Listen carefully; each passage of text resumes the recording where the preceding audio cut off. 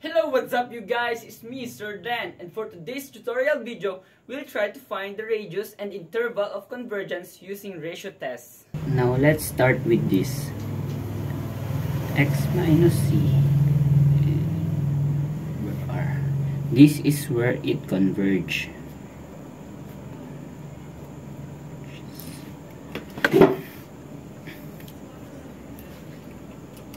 Now whenever the absolute value of x minus c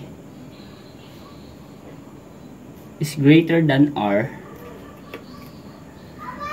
then at that point the series diverges. We're going to focus on this one.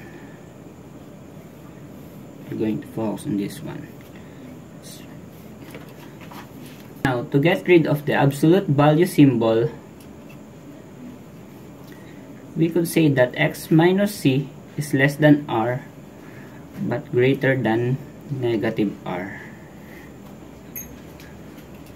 Now if you add c on both sides,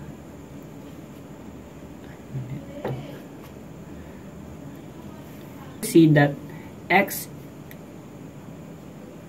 is between negative r plus c and negative r plus c. So the interval of convergence becomes this: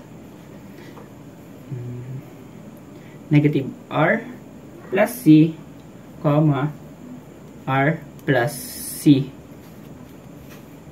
Now the last thing you need to do is check the endpoint, because even though you have parentheses here, sometimes you could have two brackets, two parentheses, a bracket, and a parenthesis. So there's 4 possibilities here, and now you have to check the endpoints, which I need to show you by example. But that's how you could find the interval of convergence. So let's say we have the power series from 0 to infinity.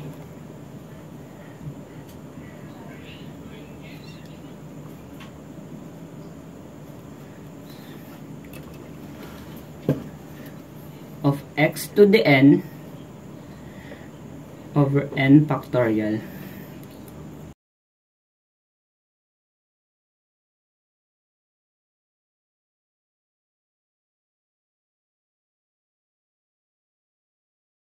Limit n goes to infinity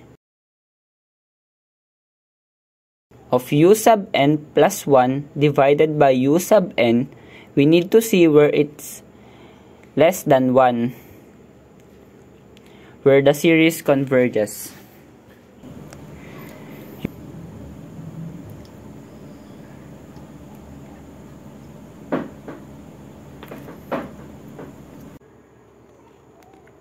U sub n plus 1, all you got to do is, in this expression, replace n with n plus 1, so that x n plus 1 over n plus 1 factorial,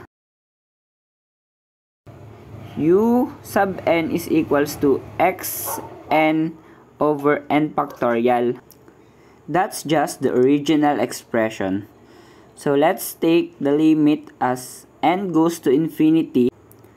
Absolute value of x n plus 1 over n plus 1 factorial divided by x n over n factorial. So let's simplify this expression.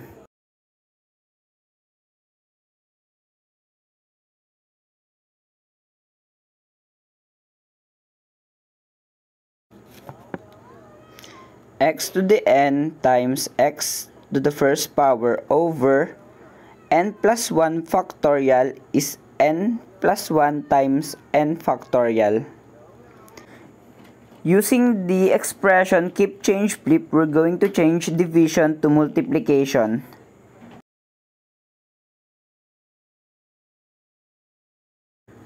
So we can cancel the n factorial and also cancel x to the n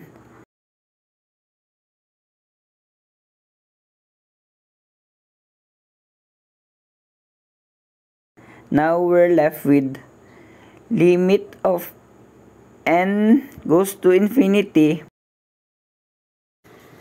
absolute value of 1 over n plus 1 times x.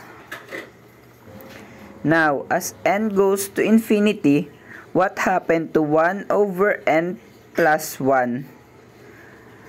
That's going to go to 0 because every number multiplied by 0 is equals to 0.